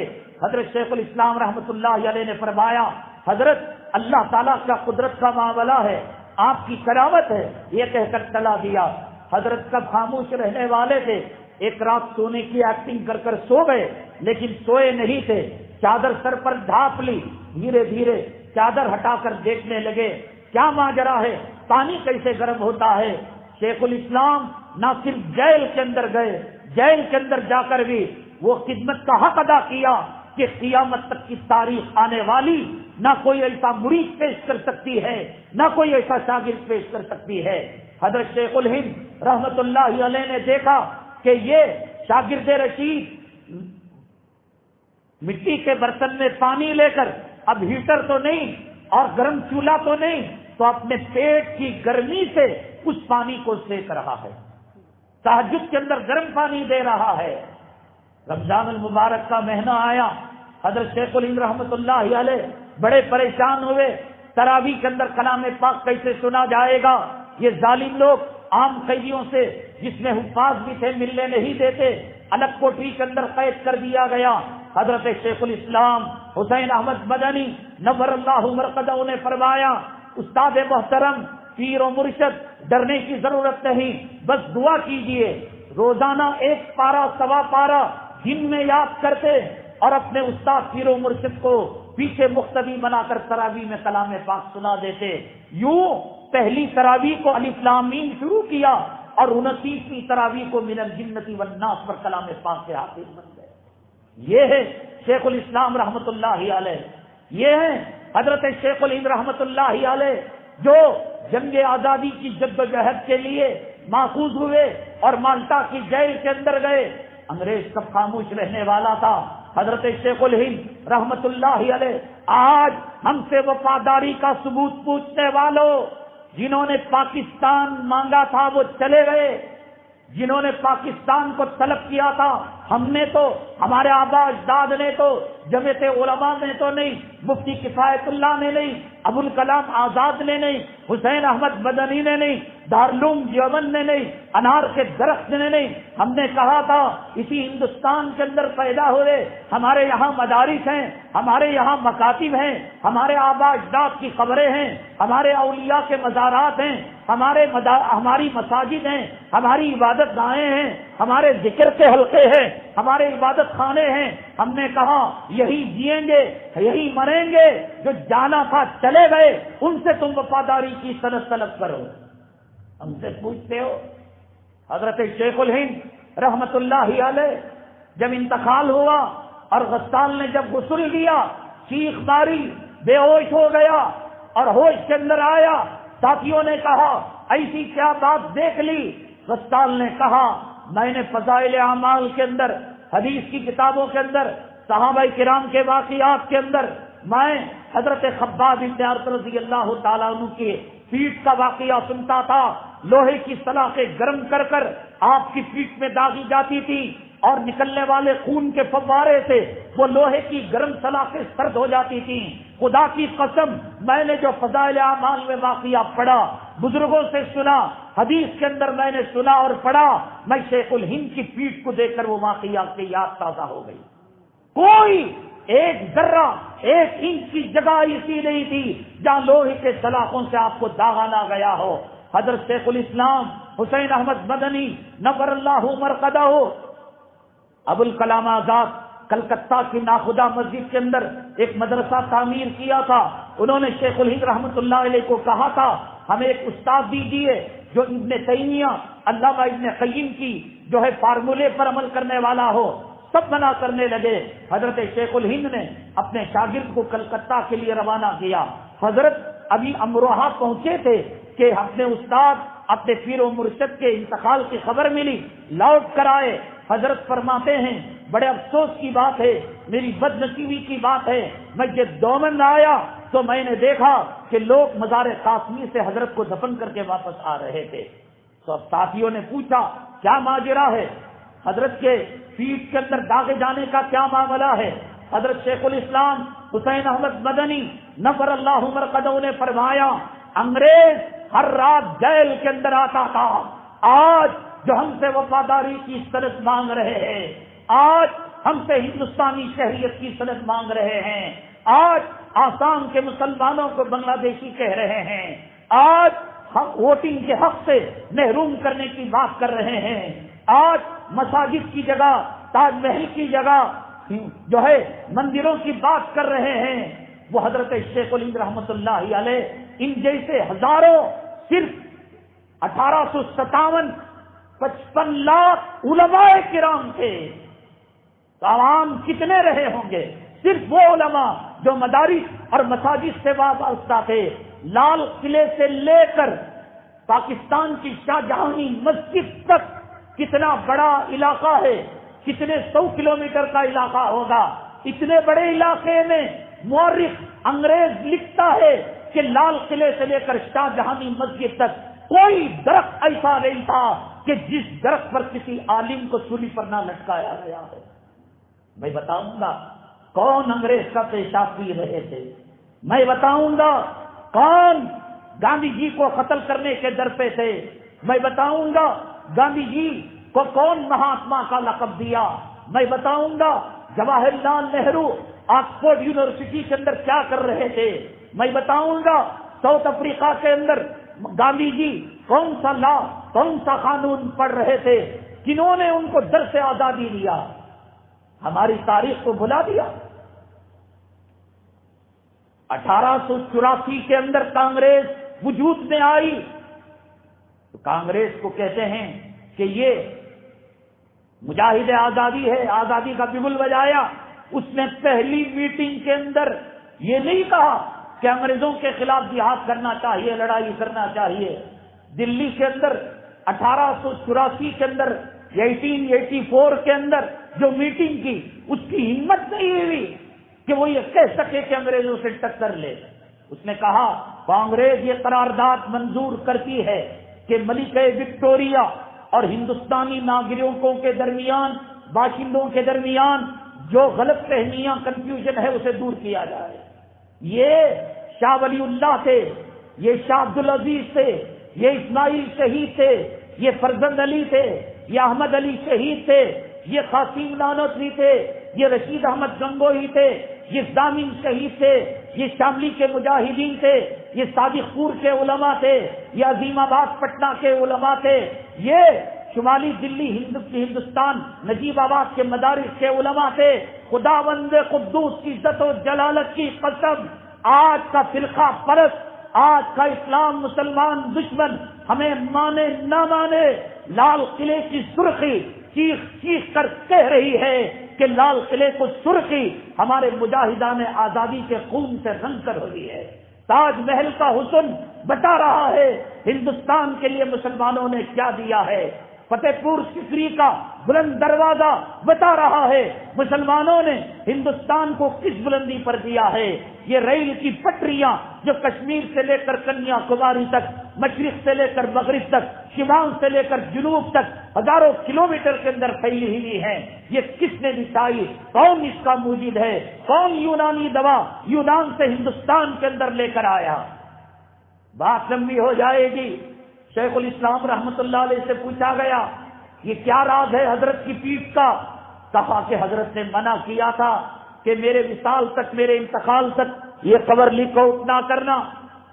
آنکھوں کے اندر آنسو کے قطرے لاتے ہوئے فرمایا انگریز روزانہ عشاء کی نماز کے بعد حضرت کی بیرک کے اندر آتا تھا، حضرت کی کوٹری کے اندر آتا تھا اور حضرت کو لے جاتا تھا، انگارے بچھا کر حضرت خباب ابن ارد کی طرح حضرت شیخ الہند کو لٹا دیتا تھا اور کہتا تھا شیخ الہند صرف یہ کہہ دے کہ انگریز ہمارا وفادار ہے، شیخ الہند صرف ایک بات کہہ دے کہ میں یہاں سے رہا ہونے کے بعد انگریز کے خلاف لڑائی نہیں لڑوں گا، انگریز کے خلاف جنگ آزادی کی تحریک کے اندر شامل نہیں ہوں گا۔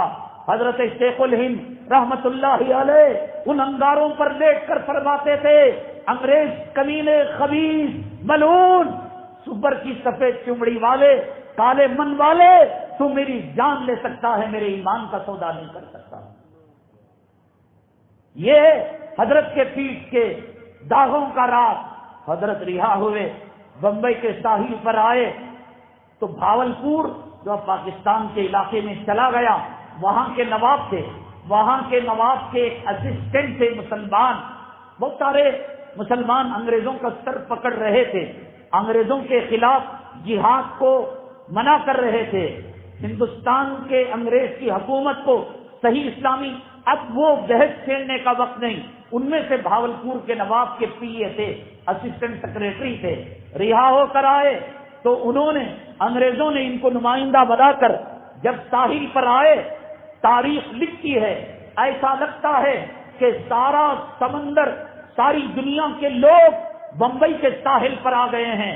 مالٹا سے کشتی میں جب 3 سال 7 مہینے کی سزا کاٹ کر حضرت شیخ الاسلام اور حضرت شیخ الہند رحمہ اللہ ہوتا، انگریز مار سکتا تھا، مارنے کی سزا دے بھی تھی، پھانسی کی سزا دے بھی دی تھی۔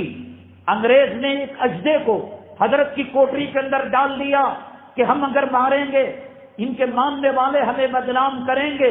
اجدا تھا، حضرت شیخ الاسلام دیکھ کر پریشان ہو گئے، حضرت یہ موذی جانور ہے، یہ ہمیں ڈس لے گا اور کل تاریخ کے اندر یہ بات آئے گا، انگریز کی مار سے نہیں، جدوجہد آزادی میں نہیں، بلکہ انگریز کی کال کوٹری میں اجدے کے ڈسنے سے مر گئے۔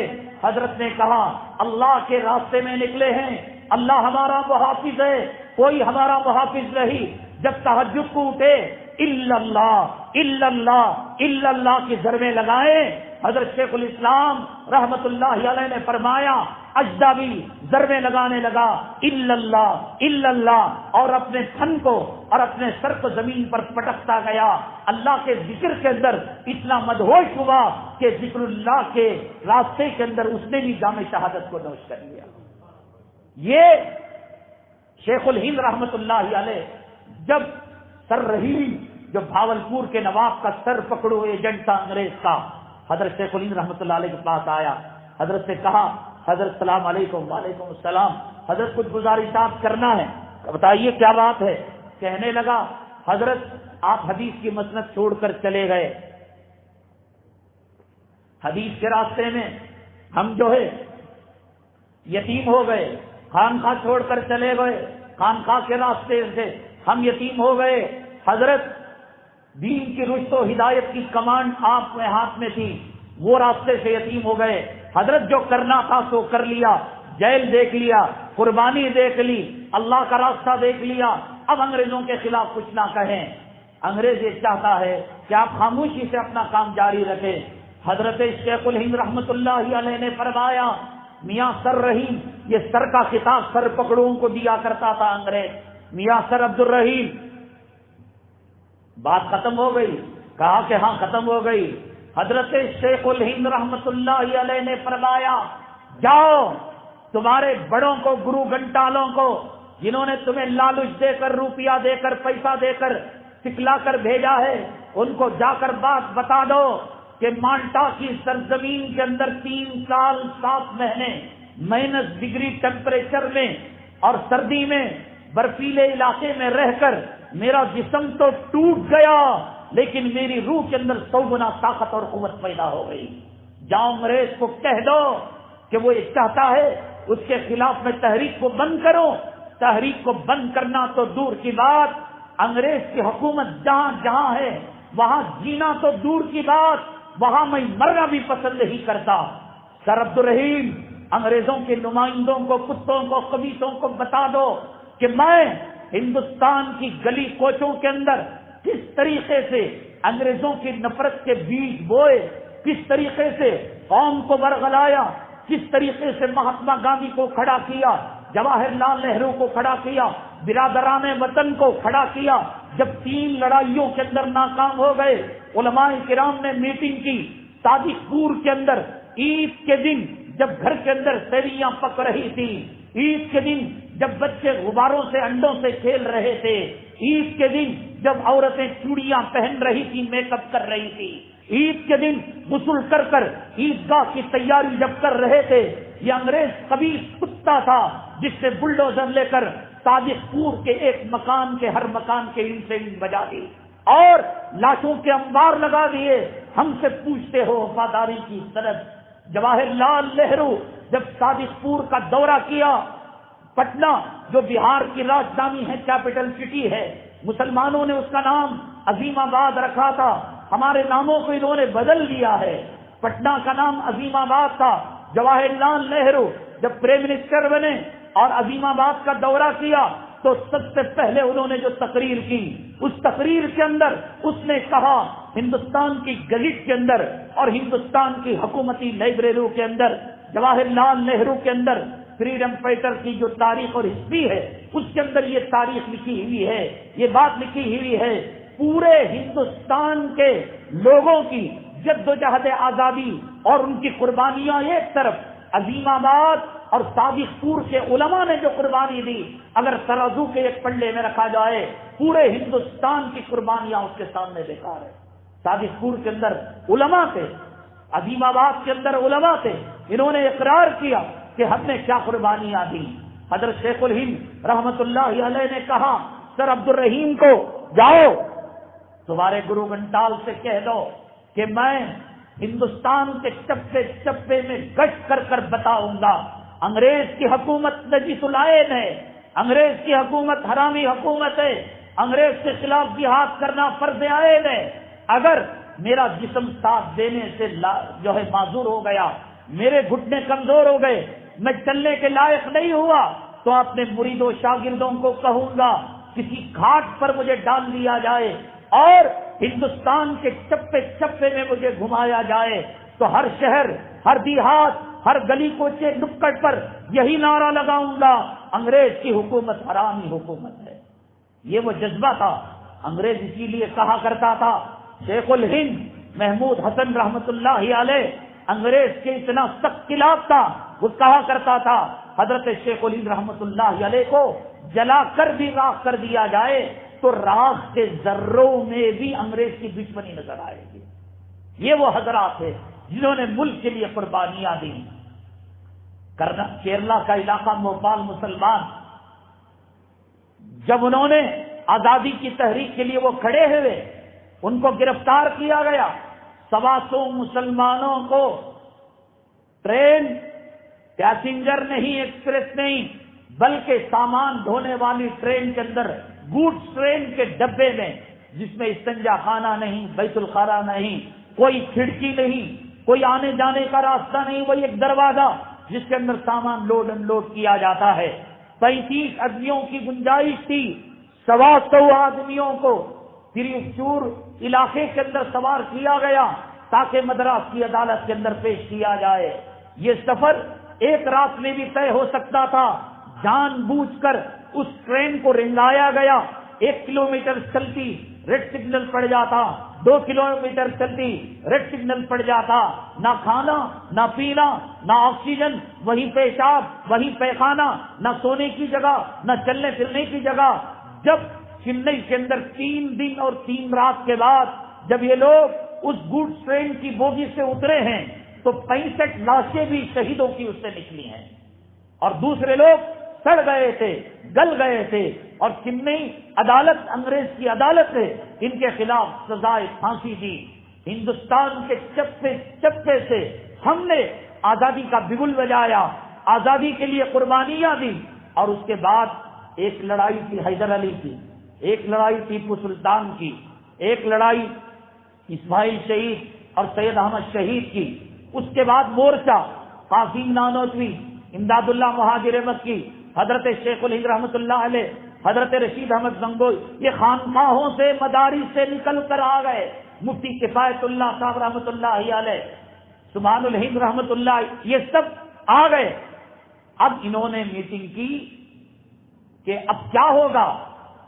اب اس وقت جب ہندوستان کا بہادر طبقہ یا تو قیدوں میں تھا انگریز کی، یا تو شہداء کے قبرستان کے اندر تھا، دور دراز تک کوئی ایسا نوجوان نہیں مل رہا تھا جو ان کی تحریک کے لیے مجاہد کا کام بنے، فوجی کا کام دے سکے. سب شہید ہو چکے تھے.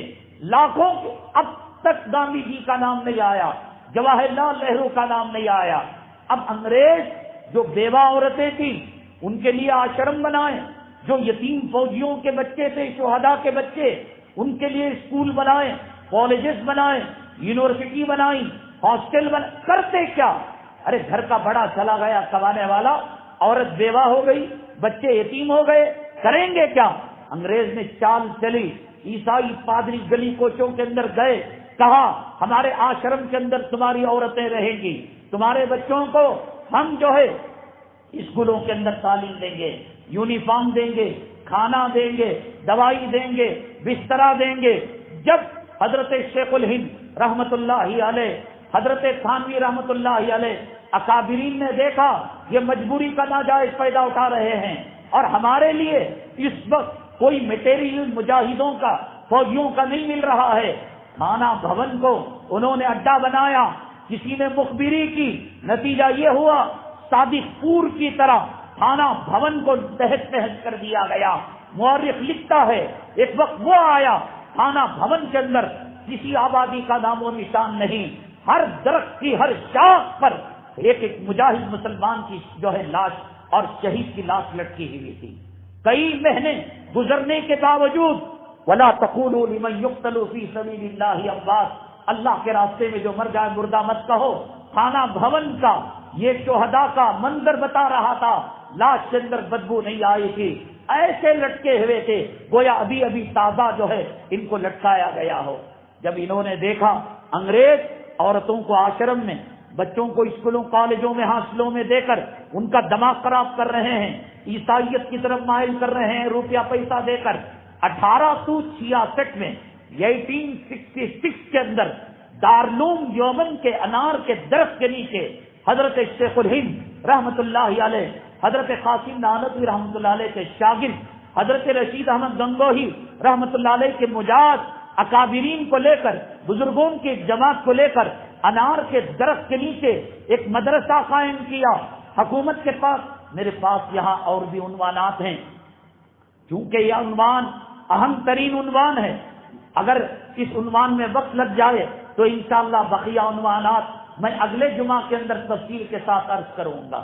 جب اجڑ گیا تھا دیار، فوجی ختم ہو چکے تھے، مال کے راستے سے عورتوں کو آشرم میں، بچوں کو اسکولوں میں، کانوینٹوں میں داخل کیا جا رہا تھا، انار کے درخت کے نیچے دیوبند، وہاں پر شیاطین دیو اور ویران علاقہ تھا، اس لیے کہ اگر دلی، نجیب آباد، بجنور، غازی آباد، میرٹھ، بنگلور، چنئی، کیرلا، کالی کٹ میں کرتے تو ان کی نگاہ میں آ جاتی بات۔ مدرسہ قائم کرنا ہوتا وہ کہیں بھی قائم ہو سکتا تھا، انگریز کو مدرسہ قائم کرنے سے چڑ نہیں تھی۔ یہاں مدرسہ قائم کرنے کا مقصد مجاہدوں کو پیدا کیا جائے، یہاں مدرسہ قائم کرنے کا مقصد شیخ الہند کو پیدا کیا جائے، یہاں مدرسہ قائم کرنے کا مقصد شیخ الاسلام کو پیدا کیا جائے، یہاں مدرسہ قائم کرنے کا مقصد شیخ الاسلام کے شاگردوں کو پیدا کیا جائے۔ تو چنانچہ دیوبند کے گمنام علاقے میں ایک انار کے درخت کے نیچے ہندوستان کے اندر یہ جو کانوینٹ آشرم انگریز بنا رہا تھا، اس کے مقابلے کے لیے ایک مدرسہ ہمارے اکابرین نے، قاسم نانوتوی رحمت اللہ علیہ، حضرت شیخ الہند رحمت اللہ علیہ، یہ اکابرین نے مدرسہ مجاہدوں کی فیکٹری بنانے کے لیے بنایا۔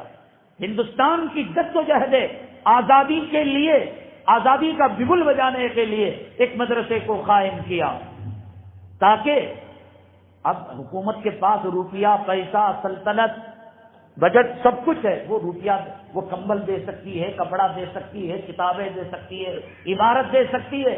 مسلمان کے جو مالدار تھے یا تو وہ شہید ہو گئے یا تو قید خانے میں ہیں، عورتیں بیوہ ہیں، بچے یتیم ہیں، یہ فقیروں کا طبقہ، یہ بوریا نشین طبقہ، یہ پیمند لگے کپڑے پہننے والا طبقہ مدرسہ قائم کیا اور کہا قوم کے لوگوں کو ہم یونیفارم بھی دیں گے، ہم کمبل بھی دیں گے، ہم غذا بھی دیں گے، ہم جو ہے میڈیسن بھی دیں گے، وہ تمام چیزوں کا وعدہ، اور پھر وعدہ یہ کیا آج بھی دارالعلوم کے جو 8 قوانین جب دارالعلوم دیوبند کی 1866 کے اندر، 1862 کے اندر انہوں نے یہ چال چلی 1866 کے اندر دارالعلوم دیوبند کی بنیاد رکھی، اس وقت اصول ہشت گانا 8 قوانین اس کے اندر لکھے گئے، اس میں قانون یہ لکھا گیا مرتے مر جائیں گے، فقیر کی جھولی سے ایک آنا 2 آنا لیں گے، حکومت کی مدد ہرگز ہم حاصل نہیں کریں گے۔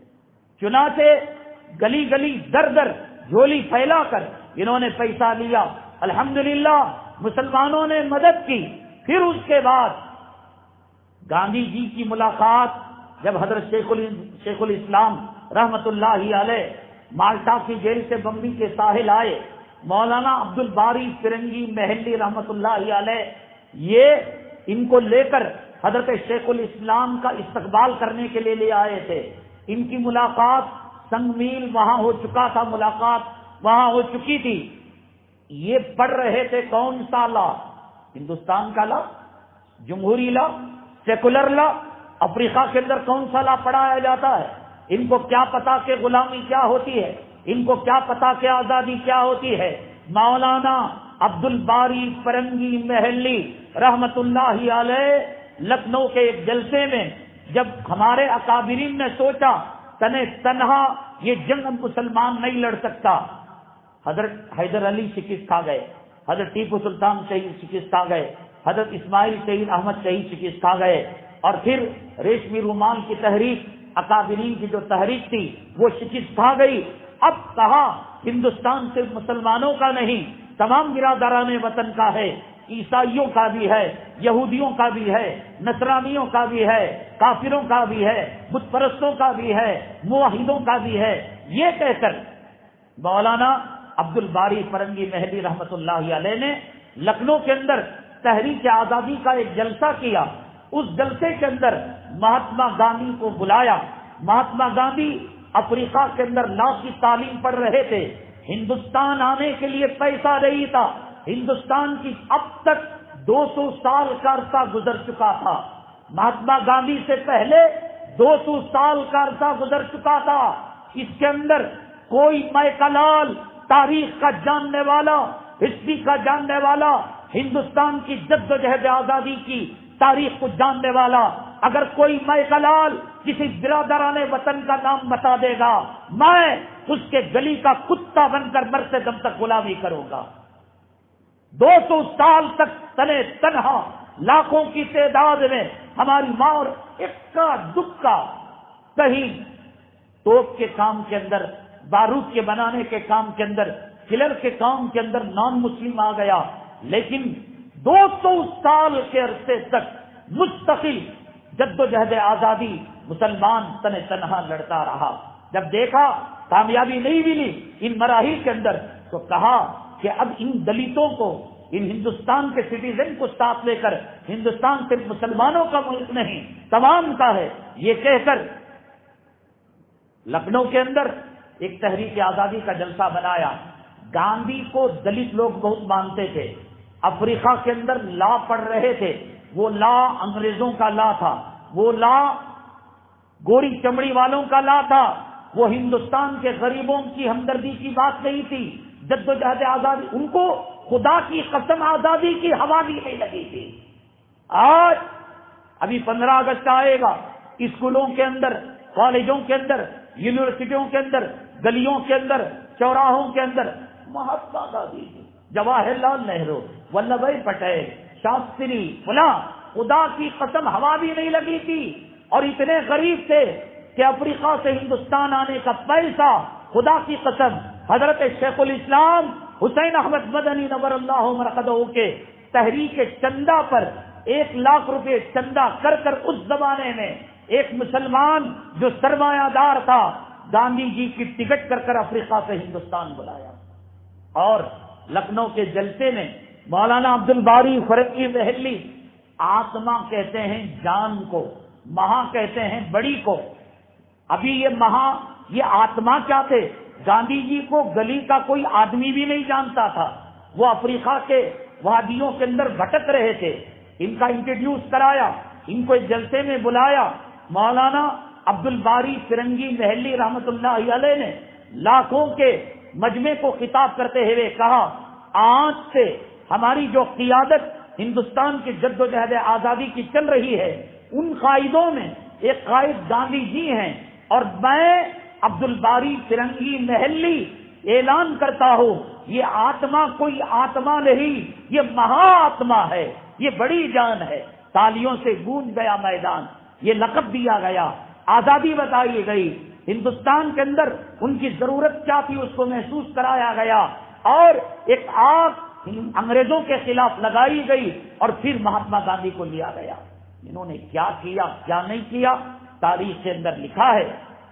ایک طرف ان کے مثبت کارنامے ہیں، اور آج دوسری طرف ہندوستان کے مسلمانوں کو تانا دیا جاتا ہے نا کہ تم نے اسلام کے نام پر، مسلمان ہونے کے نام پر اور اپنے دھرم کے نام پر پاکستان لیا، پاکستان جاؤ۔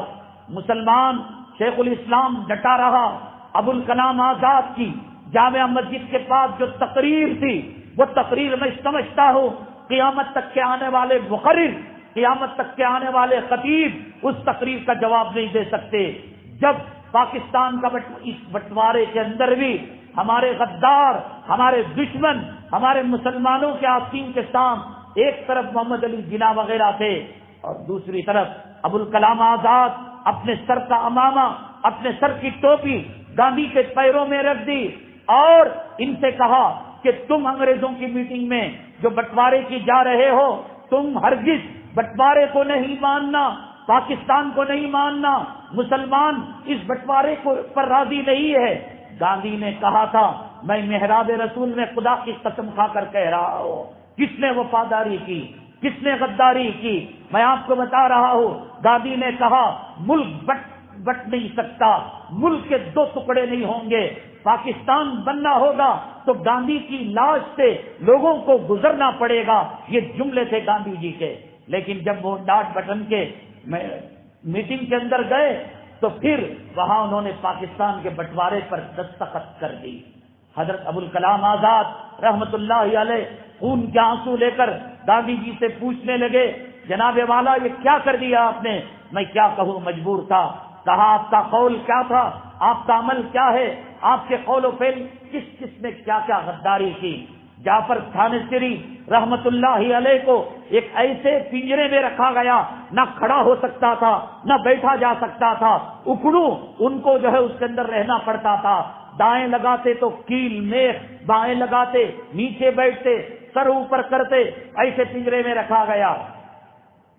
ساورکر جو آج جس کا نام لیا جا رہا ہے، اور اس زمانے کے اندر وہ ایک مشہور لائر تھا، ایڈوکیٹ تھا، گاندھی جی کے قاتلوں میں صف اول میں اس کا نام لیا جاتا ہے، ویر ساورکر۔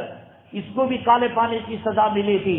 کالے پانی کی ہیبت، کالے پانی کی سزا کی طاقت، قوت اور اس کے روب دبدبے کو اور اس کی وحشت کو اور اس کی سزا کی نوعیت کو دیکھ کر ایک طرف تھانسری تھا جو یہ کہہ رہا تھا ایسی ہزاروں جانیں ملک کے لیے قربان، ایک طرف ظفر بادشاہ تھا جس کے طبق کے اندر بھوک لگا کر ان کے بیٹوں کے سر قلم کر کر ناشتے کے اندر دیا گیا تھا، جس نے یہ کہا تھا کہ 2 گز زمین نہ ملی کوہ یار میں، کتنا بد نصیب ہے ظفر کہ بد نصیب جس نے جس ملک کے اندر حکومت کی وہاں دفن ہونے کے لیے 2 گز زمین نہ مل سکی۔ یہ نمونہ جہاں پیش کیا، ایک طرف یہ بھی تھے جو ہندوستان کے بہادران تھے جو آج ہم سے وفاداری کی سند طلب کر رہے ہیں، یہی ویر ساورکر کے لوگ کہ جب ان کو کالا پانی بھیجا گیا، انگریز کو پیغام بھیجا تمہاری وفاداری کرنے کے لیے تیار ہو، مجاہدان آزادی کی چغل خوری اور ان کی مخبری کرنے کے لیے تیار ہو۔ 1.5 سال کے اندر ویر ساورکر کو کالے پانی سے رہا کر دیا گیا، اور پھر اس کے بعد انہوں نے وہی کام کیا جو انگریزوں سے انہوں نے وعدہ کیا۔ پنڈت جواہر لال نہرو آکسفورڈ یونیورسٹی کے اندر پڑھ رہے تھے۔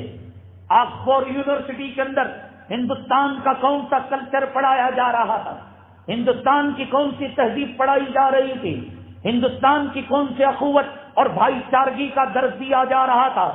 آکسفورڈ یونیورسٹی برطانیہ کے جس محلے میں تھی، وہ ہندوستان کا کون سا اسٹیٹ تھا، وہ کون سی گلی تھی، وہ کون سا محلہ تھا۔ میرے مدرسے میں پڑھاؤں گا میں کون سے مکتب فکر کا پڑھاؤں گا، میرے مدرسے میں پڑھاؤں گا میں کون سے خیالات شاگردوں کے اندر ڈالوں گا۔ آکسفورڈ یونیورسٹی میں پڑھنے والے پنڈت جواہر لال نہرو، ان کو پڑھانے والے انگریز جن کی حکومت ہندوستان کے اندر تھی اور کبھی یہ حکومت براہ راست نہیں کرتے، آپس میں لڑا کر انہی میں سے غدار طبقے کو ویر ساورکر اور فلاں جیسے لوگوں کو لے کر انہوں نے عراق کے اندر قدم رکھا تو بھیک کے فوجیوں کو لیا، انہوں نے افغانستان کے اندر قدم رکھا تو بھیک کے فوجیوں کو لیا، انہوں نے شام کے اندر قدم رکھا تو بھیک کے فوجیوں کو لیا، انہوں نے فلسطین کے اندر قدم رکھا، ناٹو فوج کیا ہے؟ ناٹو لڑتا کیوں نہیں؟ ہندوستان کے اندر بھی ہندو مسلمان کو لڑا کر، نوابوں کو لڑا کر اور پارٹیوں کے اندر ان کو مبتلا کر کر ایک غدار طبقے کو اپنے ساتھ لے کر اس نے حکومت کی۔ ہمارے اکابرین نے ان کی سازش کو بھانگ کر مرتے دم تک آخر جس کو 1857 یہ تو آکسفورڈ یونیورسٹی میں پڑھ رہے تھے، ہندوستان کا کلچر، ہندوستان کے حالات کا کیا پتا تھا؟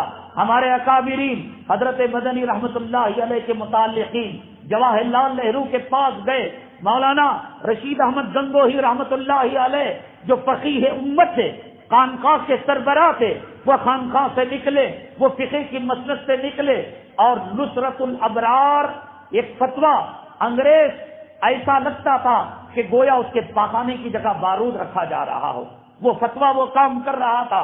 حضرت سے مسلمانوں نے پوچھا کیا کانگریس کا ساتھ دیا جا سکتا ہے؟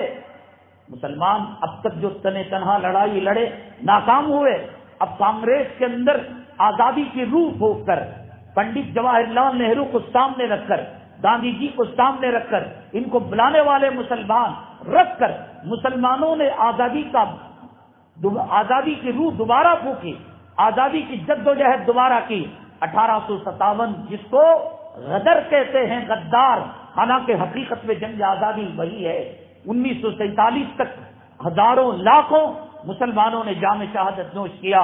1947 کو یہ ملک تمام کی جد و جہد سے آزاد ہوا اور آپ نے دیکھا کس طریقے سے مسلمانوں نے اپنے جان کا، مال کا نذرانہ پیش کیا۔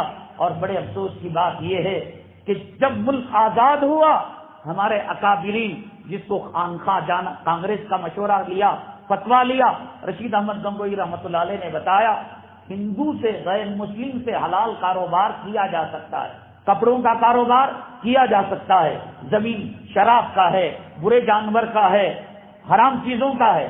تو جب یہ کاروبار کیے جا سکتے ہیں، ہندوستان کی جد و جہد آزادی ایک اچھی چیز ہے، ایک مباح چیز ہے، ایک مستحسن چیز ہے، مسلمانوں کو چاہیے کہ وہ کانگریس کا ساتھ دے۔ یہ رشید احمد گنگوہی رحمت اللہ علیہ نے یہ فتویٰ دیا، اس کے بعد ان کی گرفتاری کا وارنٹ نکلا، قاسم نانوتوی رحمت اللہ علیہ کی گرفتاری کا وارنٹ نکلا۔ یہ اکابرین آئے اور ہندوستان کے اندر آزادی کا بگل بجایا۔ اس عورت نے سوشل میڈیا کے اندر یہ کہا کہ تمام لوگ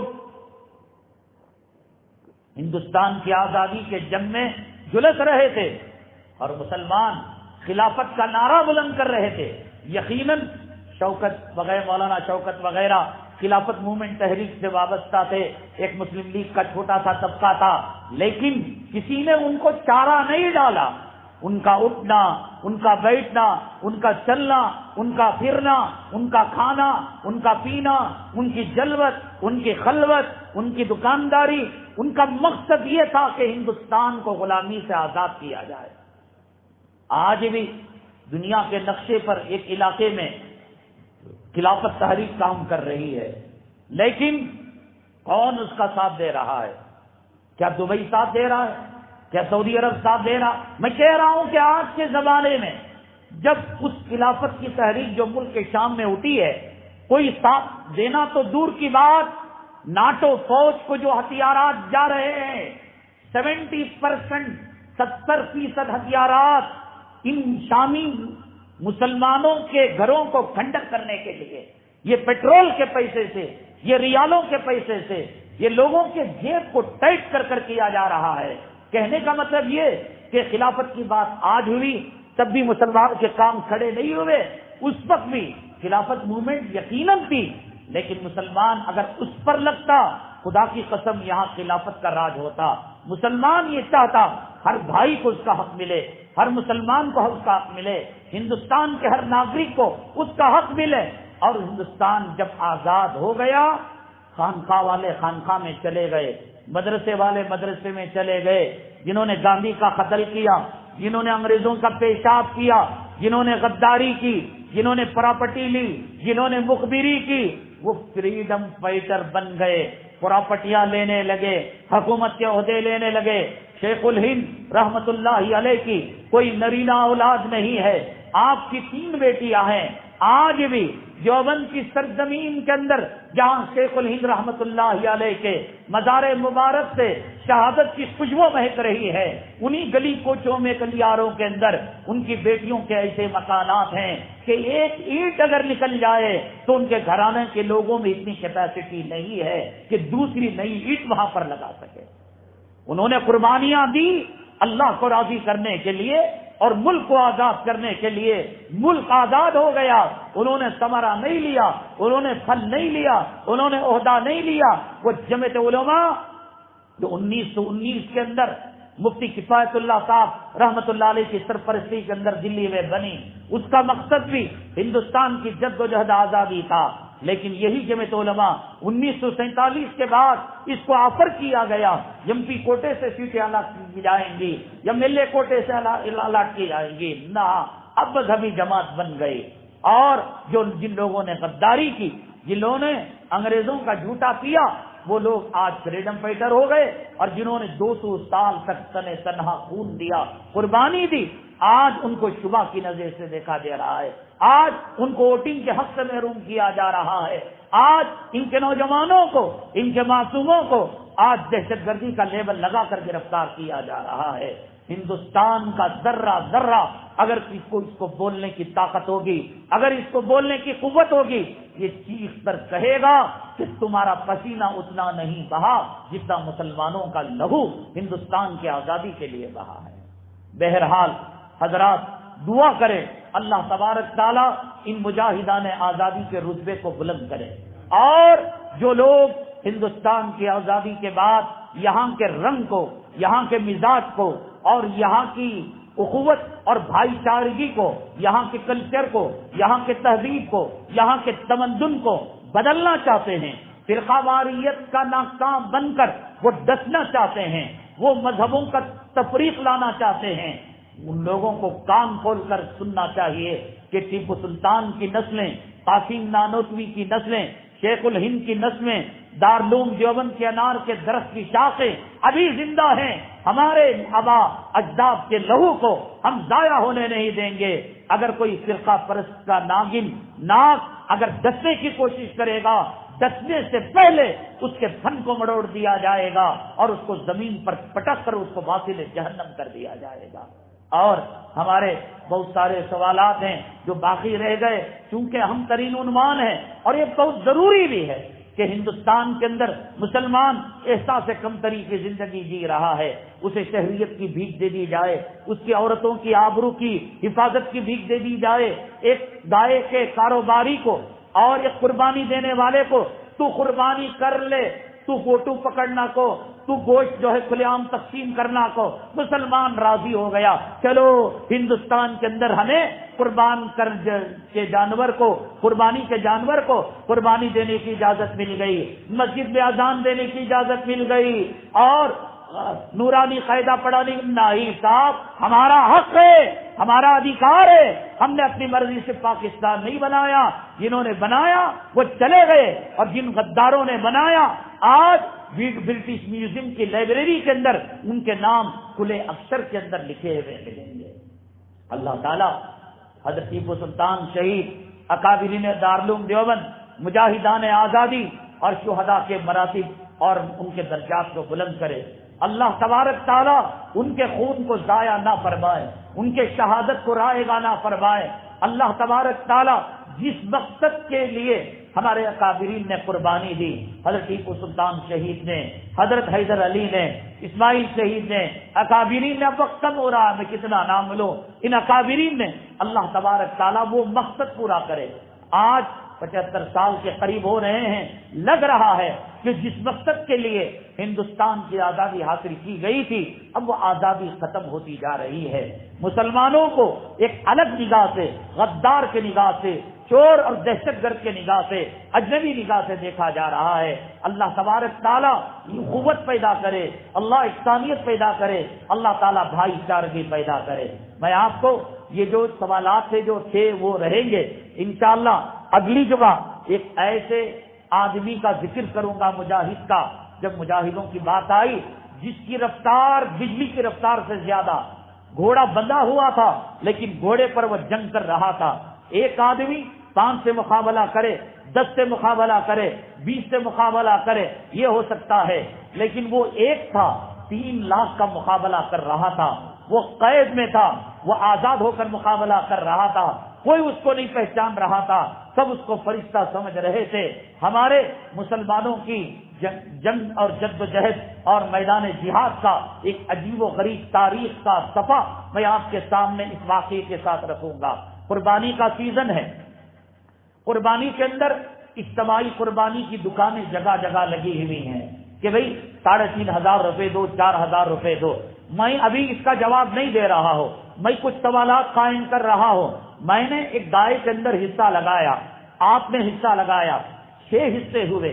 7واں حصہ ایک حرام خور نے لگا دیا، ایک سود خور نے لگا دیا، ایک رشوت خور نے لگا دیا، ایک ایسے آدمی نے لگا دیا جس کے بارے میں طے ہے کہ اس کی آمدنی حرام ہے. دوسرا مسئلہ، ہر گائے کی قیمت برابر نہیں ہوتی. جب 4,000 روپے کی قیمت سے وہ حصہ لے رہے ہیں تو 7 into 4,000 جتنا ہوگا ہر گائے اتنی نہیں پڑتی. کیا قیمت کے اندر کمی بیشی کرنے کا اختیار ان کو ہے؟ اور قربانی کا جو چرم ہوتا ہے، جانور کا جو چمڑا ہوتا ہے، وہ 7 حصے داروں کا برابر کا حصہ ہوتا ہے. کیا اجتماعی قربانی کرنے والے کو ادھیکار ہوتا ہے کہ ان کی اجازت کے بغیر وہ چمڑا اپنے مدرسے میں، اپنے بیت المال کے اندر لگائے؟